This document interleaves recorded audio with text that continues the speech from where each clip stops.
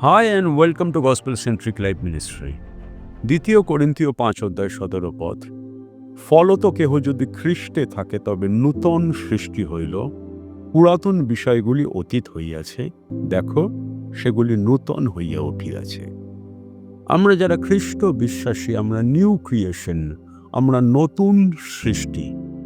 যখন আমরা পুরনো পাপ স্বভাবে, পাপ প্রকৃতিতে সপ্তাহে জীবনযাপন করছিলাম আদমজাত হয়ে, তখন আমাদের হৃদয় ছিল পাথরের মতন, অসার, মৃত এবং অবাধ্য, এবং ঈশ্বরীয় কোনো বিষয়ে আমরা রেসপন্ড বা প্রতিক্রিয়া দিতে পারতাম না।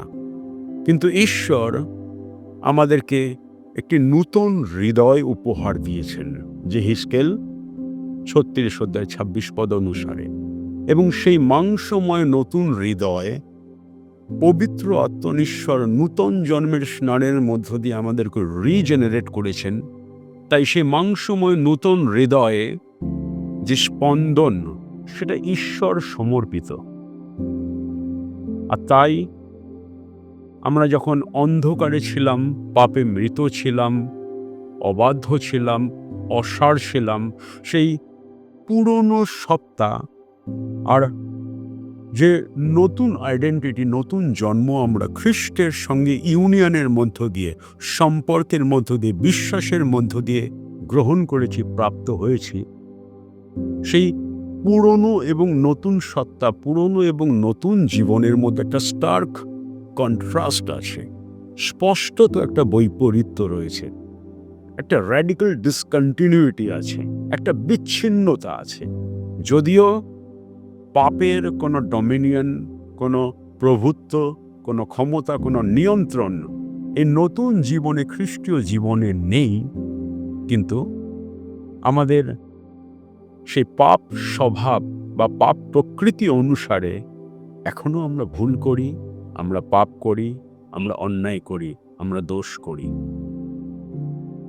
ক্রুশের উপরে শয়তানের মস্তক চূর্ণ করার মধ্য দিয়ে প্রভু যীশু যে মর্টাল ব্লো তিনি শয়তানকে আঘাত করেছেন, তার মধ্য দিয়ে এটা নিশ্চিত যে একদিন আমরা সম্পূর্ণরূপে পাপবিহীন, পাপ মুক্ত হয়ে জীবনযাপন করতে পারব। আর সেটা তখনই সম্ভব হবে যখন আমরা আমাদের গ্লোরিফাইড স্টেজ, প্রতাপান্বিত বা গৌরবান্বিত হয়ে আমরা ঈশ্বরের সঙ্গে স্বর্গীয় আবাসে বসবাস করব, জীবনযাপন করব, যেটা অনন্তকালীন সহভাগিতা হবে। কিন্তু যিশুকে বিশ্বাসের মধ্য দিয়ে আমরা ধার্মিক গণিত যখন হয়েছি, তখন পবিত্র আত্মনিশ্বর আমাদের মধ্যে যে কার্য আরম্ভ করেছেন, যা ফিলিপিও 1:6 পদ অনুসারে, যে তোমাদের অন্তরে যিনি উত্তম কার্য আরম্ভ করিয়াছেন, প্রভু যীশু খ্রিস্টের দিন পর্যন্ত তাহা সিদ্ধ করিবেন। আর সেই কার্যের মধ্য দিয়ে পবিত্র আত্মনিশ্বর আমাদেরকে প্রতিদিন শুচি করেন, পবিত্র করেন, খাঁটি করেন, যেটাকে বলা হয় the sanctification work of the Holy Spirit. আর এইভাবে যখন পবিত্র আত্মনিশ্বর আমাদের মধ্যে কার্য করেন, আর সে অসারতা, অন্ধকার, শয়তানের পাপের বন্দিত্ব দশা থেকে মুক্ত হয়ে আমরা যখন সজীব নূতন হৃদয়ে, শুচির সংবেদে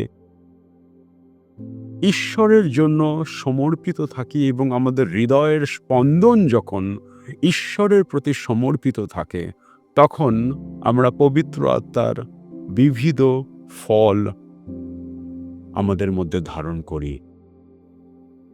প্রেম, আনন্দ, শান্তি, দীর্ঘ সহিষ্ণুতা, মাধুর্যতা, মঙ্গলভাব, মৃদুতা, বিশ্বস্ততা, ইন্দ্রিয় দমন, পবিত্র আত্মার ফল, যেটা আমাদের নূতন জন্মের বিষয়ে, এই খ্রিস্টের সাথে ইউনিয়নের বা যে নতুন আইডেন্টিটি, তার পক্ষে সাক্ষ্য দেয়। তাই আসুন আমরা ঈশ্বরের নিউ ক্রিয়েশন হিসাবে, নতুন সৃষ্টি হিসাবে সেই পাপের থেকে, অন্ধকারের থেকে, মন্দতার থেকে, শয়তানের সমস্ত বিষয় থেকে নিজেদেরকে বিচ্ছিন্ন করি, যেন সেই মাংসিক অভিলাষ, পাপ স্বভাব এবং মন্দ বিষয়ের সঙ্গে আমাদের সহভাগিতা না হয়, কিন্তু ঈশ্বরীয় বিষয়কে আমরা ধ্যান করি এবং সম্পূর্ণরূপে আমরা বাধ্যতায় ঈশ্বরের গৌরবের জন্য জীবনযাপন করি। হালেলুয়া।